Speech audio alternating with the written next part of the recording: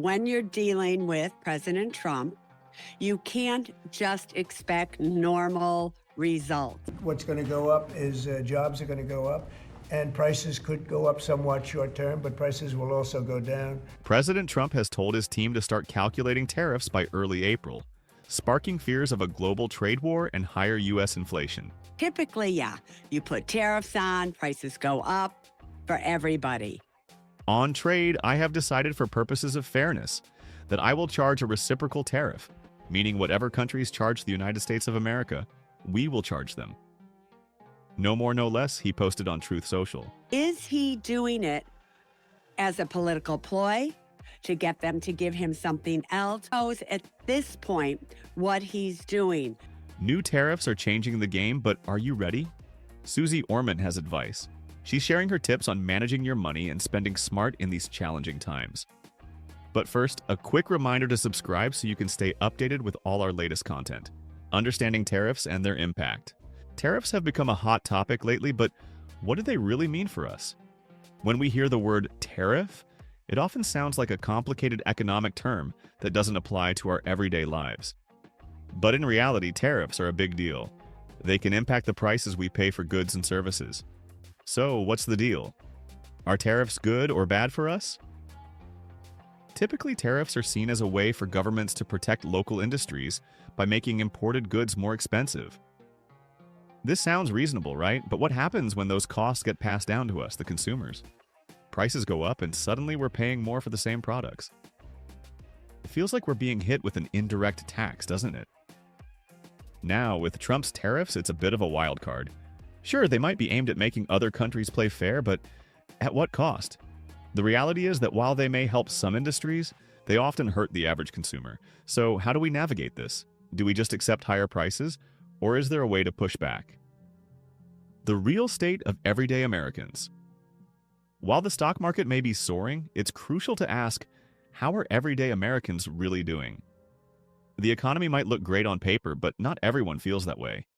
Many people are struggling to make ends meet. They're feeling the squeeze of rising costs, especially for housing and healthcare.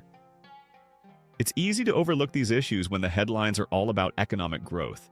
Take housing, for example. Sure, home values are increasing, but that doesn't mean people can afford to buy. Many are being priced out of the market. Even renters are feeling the heat as landlords increase rents to match the rising property values.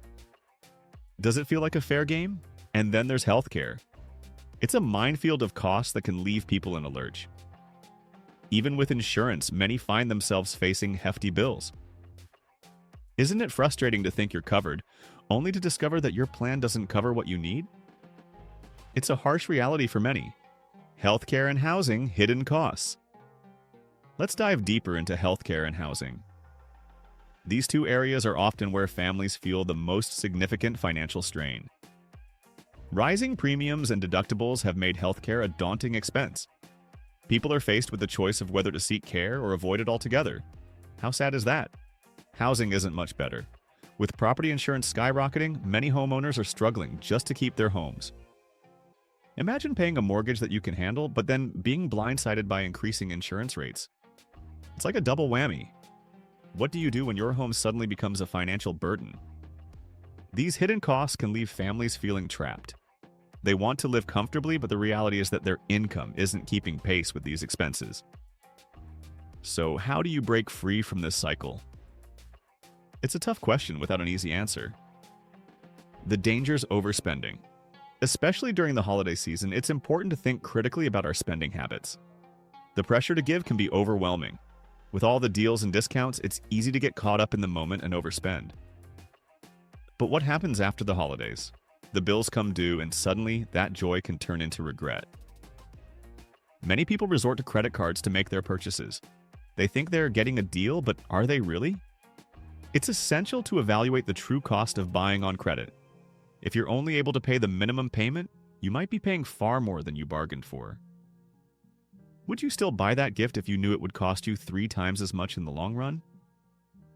Instead of falling into the trap of holiday spending, consider setting a budget. It's about being honest with yourself and your loved ones. You don't have to go broke to show you care. Sometimes the most meaningful gifts don't come with a hefty price tag. How can you find ways to express love without breaking the bank? Teaching financial responsibility. When it comes to money, teaching kids financial responsibility is crucial. You might wonder, how do we even start? It's about setting the right example. If we're constantly living on credit, what lesson are we really teaching? Kids pick up on our habits, good or bad. Think about it. If you're always stressed about money, your children will sense that. They might think money is something to fear rather than a tool to manage. It's essential to have open conversations about budgeting and saving. But here's the kicker. You can't just talk the talk. You've got to walk the walk. What if, instead of buying lavish gifts, you showed them the joy of creating something meaningful? Making cookies or crafting a gift can be a powerful lesson. It teaches them that generosity isn't about how much you spend, but about the thought and effort you put in. Isn't that a lesson worth sharing? The true meaning of generosity. Generosity often gets twisted into a competition of who can spend more. But real generosity comes from the heart, not the wallet. Think about the last time you received a gift. Did you remember the price tag, or did you cherish the thought behind it? Most likely it was the latter. When we give gifts that we can't afford, we might think we're spreading joy. But are we really? If the act of giving puts you in a financial bind, that's not generosity. It's a financial lie. True generosity is about giving what you can without strings attached.